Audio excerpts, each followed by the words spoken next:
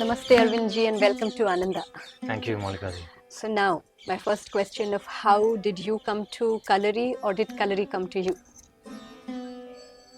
I think it's a combination. It's like the candle got burnt from both ends. Oh, okay. So I was basically in Chennai and I got tired of the corporate life and all of that. Oh, you have gone through that churn. Yeah. Okay. For me, it was more like a startup corporate life where I think they sort of train you to go back to evolution. You know, your spine becomes more and more, you know. So that was happening. And then I got into theatre by accident. Okay. And I did a workshop, and that was like a eye-opening experience. And I was like, I need to just quit everything and do this Theatre. theatre. Okay. So I jumped into theatre, but I was very bad at it Okay. because Did you realize it or someone had to tell you? everyone realized. Oh, everyone realized it. Okay. But it was a lot of fun. It took me back to the school days where even if you're not great, you still have a lot of fun. And I felt like, wow, I'm coming back to childhood. The joy of expression. The joy of just expression, even if your expression is blocked or because by then my body was so locked up. Even if I want to emote, my body will go crazy. And it was funny, but it was also a struggle. And at some point I was like, yeah, I mean, even in school I had the same problem. And back then, you know, you're more conscious and you don't want to, you know, be mocked at and you sort of go down. At this stage, probably because of my certain spiritual sadhana, I came to a point where, yeah, this is where I am right now, but I really want to, you know, break it. And I just plunged all in. Like, I just quit everything, surprised my folks, because I really loved my job. And they were surprised, and I was like, this is what it is. I like this more. More like I want to do this right now. You know, I know what this is all about. I can always come back here if I want to, but now I just want to like. But that's great. You did not have the feeling of disgust from your job and you just escaped. You were not escaping life. You found something, a better toy to play with. Yeah. Yeah. Like a toy which was not very comfortable to play with, but it really gave me a lot of life. I think that's the right word. I found life there. And it was scary. But I jumped into it and I became a so-called theatre person. And that was happening in Chennai? Chennai. Okay. Yeah. And somewhere down the line, I got to know that there's a workshop which was recommended by my friend. And in that workshop, they did Kalari. So that is, though I'm from Kerala, I never did Kalari well, you know. But you were familiar with it? I mean, definitely. It's part of the Kerala culture, but I never put my body into it. Oh, okay. You've heard about it. You know something like Kalari is there. Exists and all of that. And I've heard the legends, the stories and all that I've heard. Oh, you have. See, we have never heard these legends. We just, nowadays, because of social media, we as in I am here, so I am privileged. But most of India or the youth of India, they're yet to hear. Yes, they're yet to hear this beautiful, like you're saying, stories and legends. Yeah. Okay. So I was exposed to those things, but I never put myself into it. Yeah, so someone recommended me a particular workshop, a theatre workshop, which I did. And their first session was Kalari. And I still remember doing that first Vandanam, where which looks very simple. Yeah. And I went back and I heard and so it's like you go back, you turn and then through, you know, you come back to the front, like it's like a twist, turn, bend, everything. So I did that and I heard a crack. And I was like, okay, I'm done. First day of the workshop, first session, done. I think nothing happened. I mean, it was something happened, but I was able to go on. And it was like a very extremely tough experience. I would say torturous. It was torture. Because my body had never gone through anything like that. It's not like I was not active. Because as a child, I used to play a lot of football and all of that. But somewhere down the line, maybe it's the corporate, like I said, the spine de-evolution or whatever. But again, I had this thing of chasing what is hard, you know. So I was like, okay, theatre is great. It's a 10-year project. Next 2 years, let me just do this. Because I know that if I just figure out this first movement, that itself is an accomplishment in terms of how I can exist, how I can live theatre just as a human being. So coincidentally, Kalarigram just put out their first diploma batch is starting. Oh, yeah. So you're the first student. Wow, lovely. So I saw the video and I was like, this is it. And this was which year? This is right after COVID. Oh, Yeah, it's right after COVID, 2020. So you are that first student who never left. Yeah. Oh wow. Yeah. Quite a story. Yes. And the irony is, I was planning to leave. I think it's that life, this place is full of life. It just pulls you in, and then you're addicted to life. Then no other addiction matters, right? So that happens. So for me, I was like, okay, it's a 2-year course, but I had already committed for another spiritual retreat or something, but a longer 6-7 month thing. I registered, everything was done. So I said, okay, I can do the first 6 months. I'll ask if I can do the first semester and I'll leave, and I'll do that. So the mind was very active at that time, that I'll plan my life. Yeah. Life cannot happen, I will plan. Yeah. Because I was clear that I want to chase things, because I've already figured out the material aspect. I can anyway go back and make money, all of that was set. Now it was all about chasing life and chasing what makes me feel more alive and scared. And ironically, both were always together. Complementing. So I came here. In fact, some people said this is not the right place. You need to go to Kerala and all of that. I said, okay, I'll just go check. I came, I saw Guruji, I saw his eyes, and I was like, okay. Got hooked. Yeah. Just the eyes. Yeah. I was sure this is the place. He didn't even have to speak. I told him, Guruji, 6 months, is it possible? I know it's... He said, yeah, okay, whatever, you come. That's the simplicity of Lakshman Guruji. Yeah. Okay.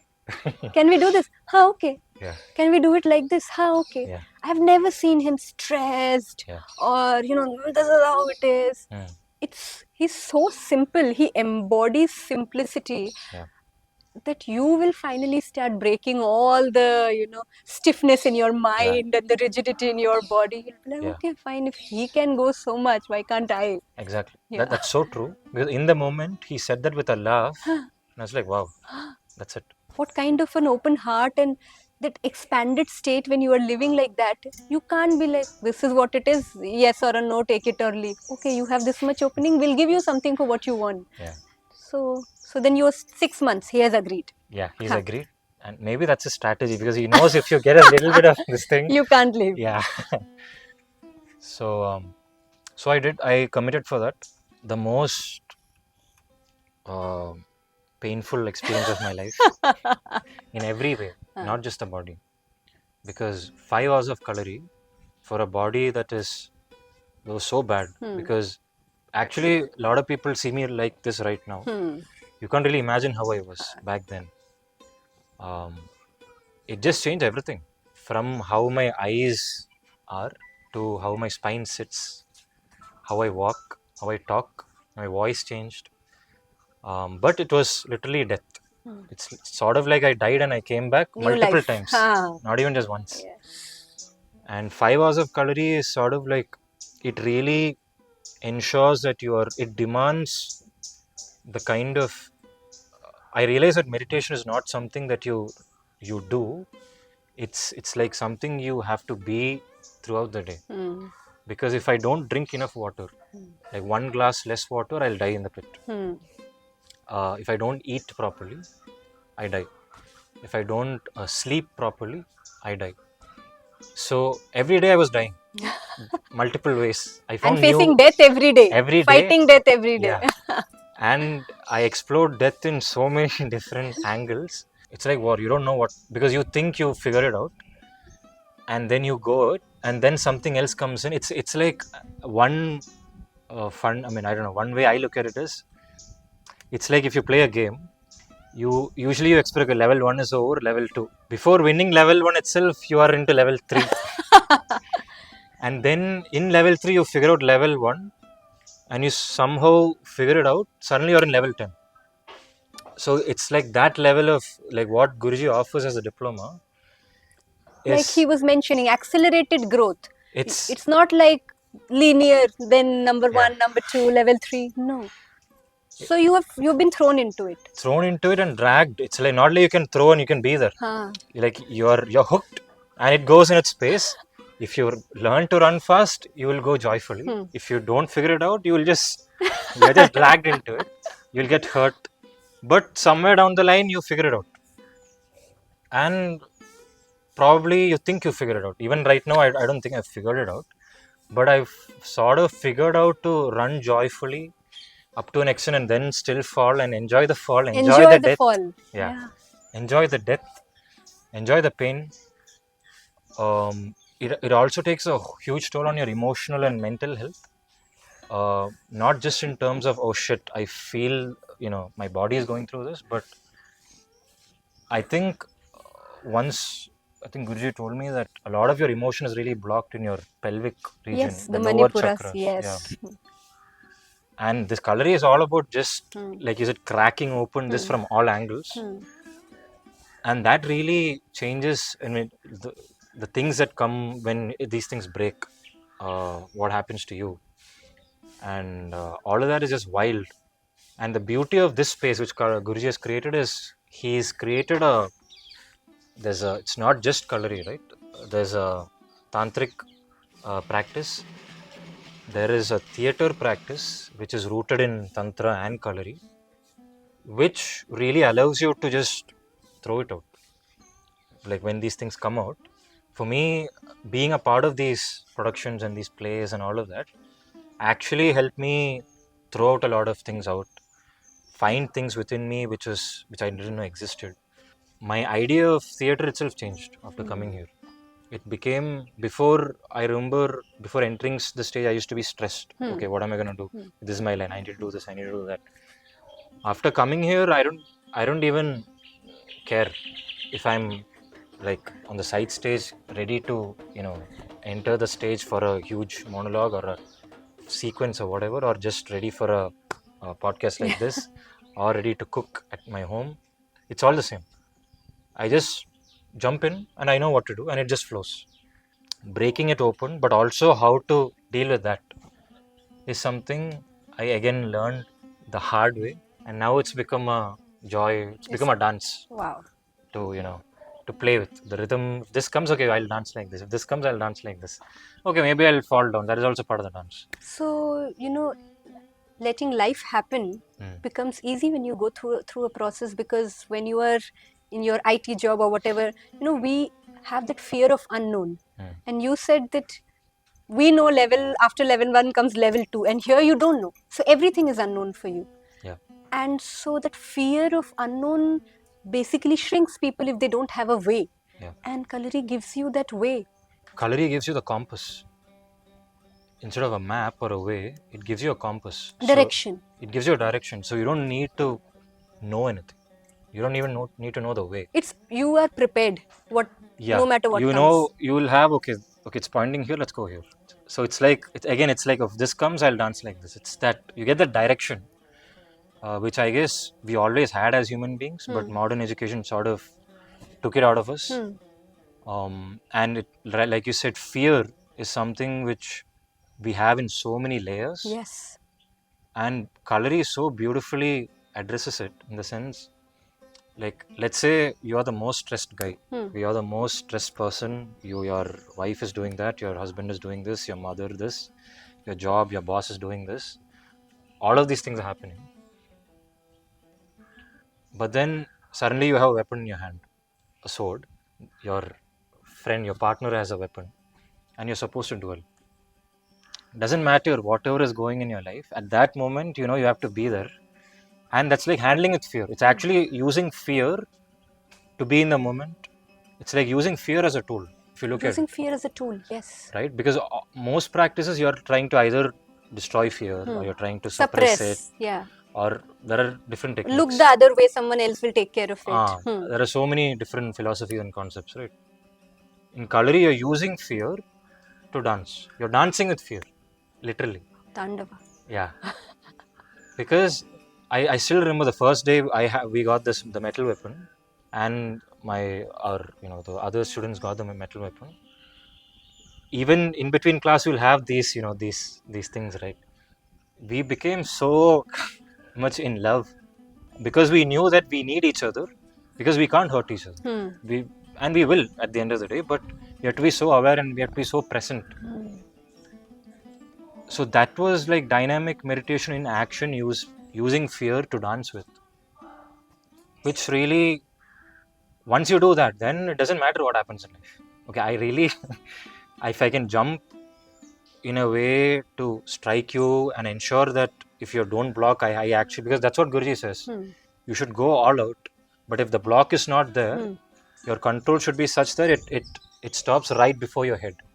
That is that is what you're training for. You're not training to just whack someone. You're training for control, to ensure that if it's not there, you decide where it goes. And you have to decide at that moment, that fraction of a second. Yeah. So that level of concentration. Yeah.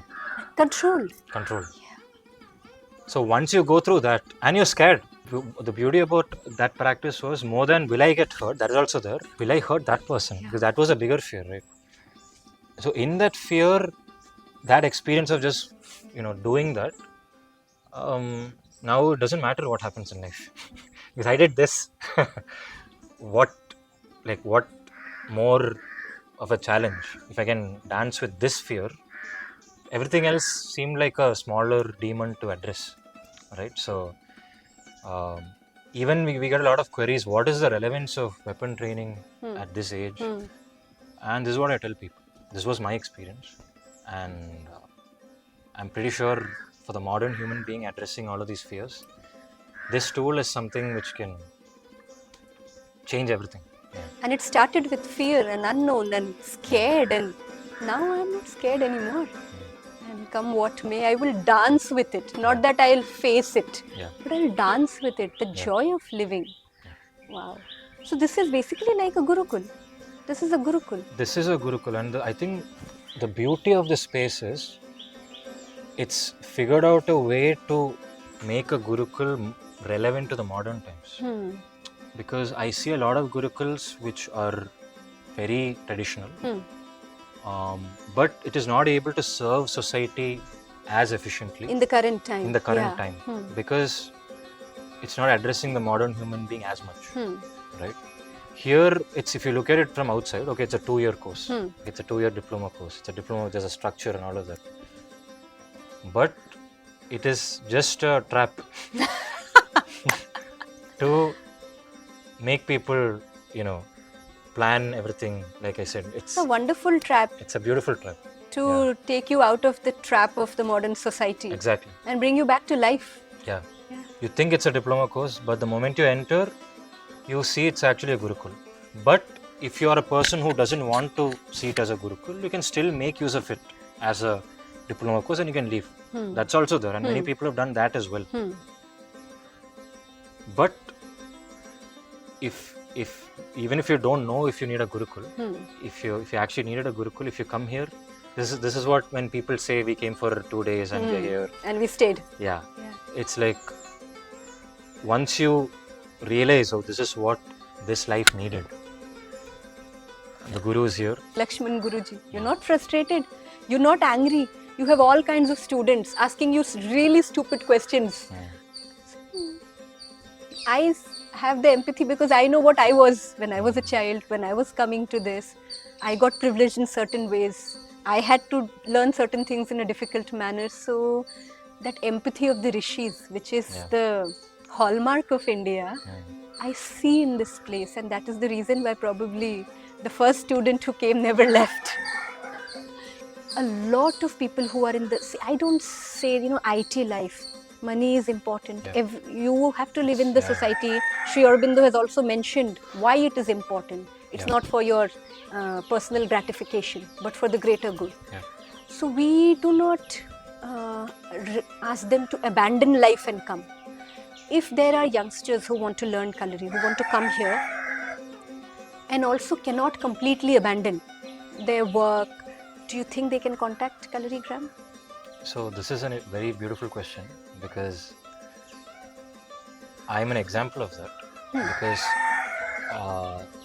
I left work for theatre. Then COVID happened. So COVID killed theatre. And I was like, okay, what can I do? Okay, anyway, I have the skill. Let me just go back to work. So I started remote working. And through my diploma, I was working remote. You were? Yeah. So you were working. So there are a lot of youngsters who have this option of remote working. Yeah. And if they want to take up Kalari, you can do the diploma course while working, because diploma course is structured in a way where 6 to 9 in the morning is 3 hours, evening 5 to 7 or 4 to 6. It depends on the batch. You can remote work during the day, because that's what I did, right? So I did my morning 3 hours, then I used to work. Then in the evening I do the evening 2 hours. So that's a very sustainable plan. Super sustainable. Wow. And what is your capacity, if I may ask? How many people in one course you can host here? So the capacity is increasing, because when I joined, there was only one pit. Yeah. I know, all this was not there. Yeah. There was only one pit. And back then it was not as much. But now we literally have another one here. We have Bharatkalari there. So now I think we are a lot more equipped. Plus we have like multiple batches. That Sri Aurobindo deserves to be known by each and every youth in India, because he was the one who would talk about Shakti. He said that I see my country not as a geographical piece of land, but as my own mother. And if your own mother is captured, would you not do anything about it? And that you can't do if you're not a warrior. So each person has to be a warrior. Now a lot of youngsters are listening, at least for the first time, Kalari, that there's an art form. Some people have now also understood that it's a way of living. But their thing is that we don't have access to it. And the kind of access that is available in big cities. Because I feel it is what happened to yoga shouldn't happen to Kalari. Yes. You know what I'm saying? Cool. Making it cool, but diluting it. Diluting it, and also because it's a powerful technology, right? If you do it the wrong way, it can actually cause harm. Yeah. Right? Yes. A lot of people, yoga has also destroyed lives. The wrong yoga, which is basically the Western import or whatever. Yeah, that's dangerous.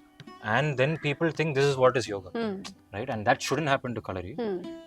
And it's very important that, because Kalari, I feel right now is in the cusp of exploding, just like how yoga exploded some decades back. Yes.